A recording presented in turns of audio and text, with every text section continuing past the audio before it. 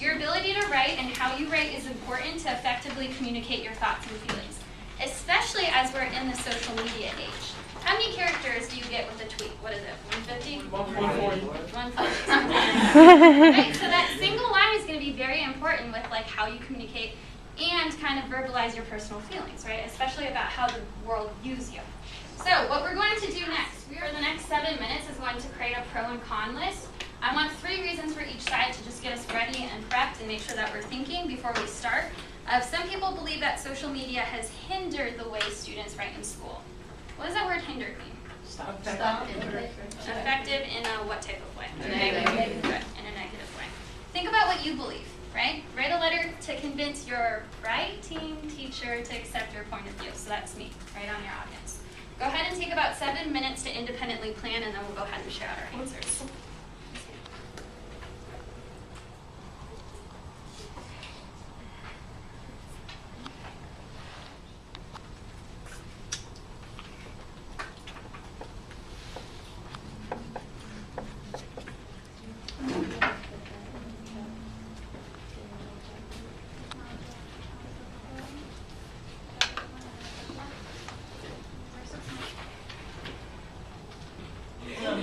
Alright, let's move on to this one. Now you explain your thoughts on this. Learn new things, vocabulary and media. Can you tell me how you were going to support that? I thought that was a great one. What did you learn? Don't be shy. You learn new words. Like I didn't know what vernacular meant until I got on Facebook and somebody like used the word, and I was like, well then. And I Google searched it. Good. So, if you were like Miss Templeton, and Miss Bentley does this too, we get our news feeds from our Twitter accounts actually, because I follow all of my newspaper things. So I learn a ton all the time from my social media. Actually, that's how I keep up to date with things. And so if I was writing something, I'd seem more educated. It helps me that way. Love that reason. Good. Technology helps improve vocabulary. Ashley or Rue? But you know how like, when you're typing and like you misspell something, and then like right above your keyboard it tells you like it gives you options of what you were actually trying to say. So then like there'll be times where you misspell like easy words, and then you'll be like, oh, so that's how you spell it. Good. All right, Lenita, do you have something to add to that? I disagree with you. Okay, why? Tell me why. I don't think that'll help you with your vocabulary. I think it'll make it worse because instead of practicing writing it over and over again, it's just gonna give you the answer right away. You're not gonna pay attention to it. That's an interesting. That word. That's an interesting thought. All right, Sarah. Like, it's been times when it's like these words that I just cannot get it, and then on the autocorrect it's like right there, and I'm like. I said that it has also taught teens to display their thoughts or feelings that they would have otherwise kept. It allows you to understand how to like get emotions across better and connect to the person who's reading your prompt. I'd like to go back to the pro and con list. I noticed that when you guys were talking about the reasons why it has hurt you guys in your writing is based on grammatical reasons, right? You use a lot of colloquialisms or colloquial language or text talk. When you guys were talking about reasons it's helped you, it's actually an emotional connection through writing, right? So if you're thinking about the formality of writing, you tend to gravitate towards the pro. But if you're thinking of the actual act of writing and like trying to get a student to do that more, it seems like it leans more towards con. Is the differentiation clear? Yeah. Okay.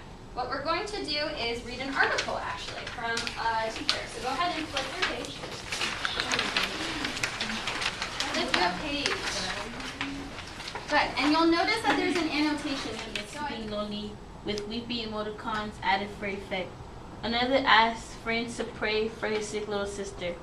Another worries the girl he gave his number to isn't interested because she hasn't called in the 17 minutes that have passed since the fateful transaction. Another disparages his own intellect. I'm so stupid. Dad told me to drop out, he writes. Another wonders why his parents are always angry and why their anger is so often directed at him. Brother coming home today, another post. Gonna see how it goes. Good. So from the author's point of view, which column are we most gravitating towards? Cons. And with the hand raise, someone tell me why. What is his argument so far, or where he's starting to gravitate towards? Marquisa, thank you for your hand. It's showing how they're emotionally expressing themselves. Good. Good. Okay, let's pick up on that third paragraph.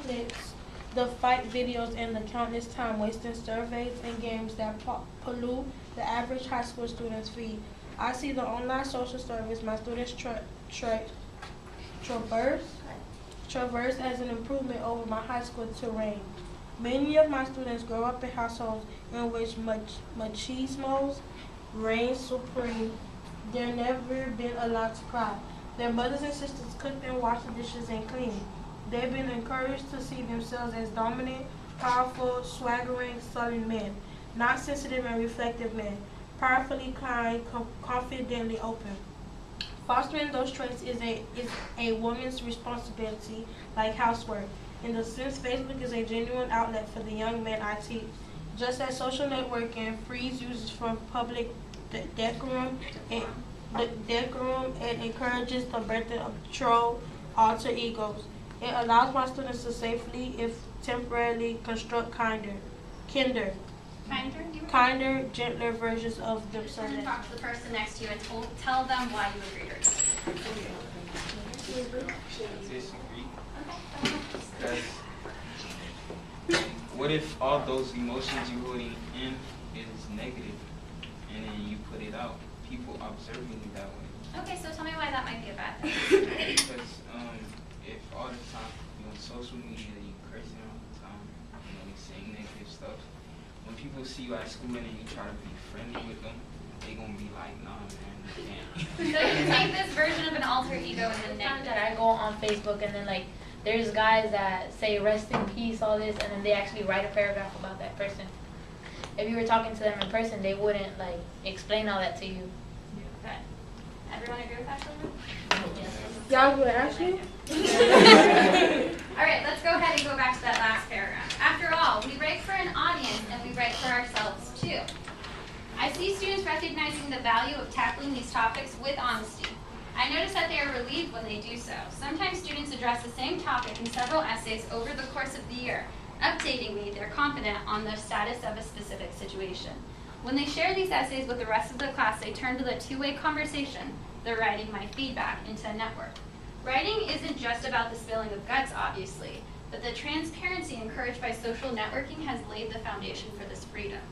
When this freedom results in powerful, honest writing, it can in turn result in true healing for kids, not just the momentary reassurance and well-received status update we may provide. Okay, at the bottom of this, I want you guys to write down one sentence of the main idea or the author. Scott and Marquisa, Ashley LaRue and Luke Miard, Shalonda, Amani James,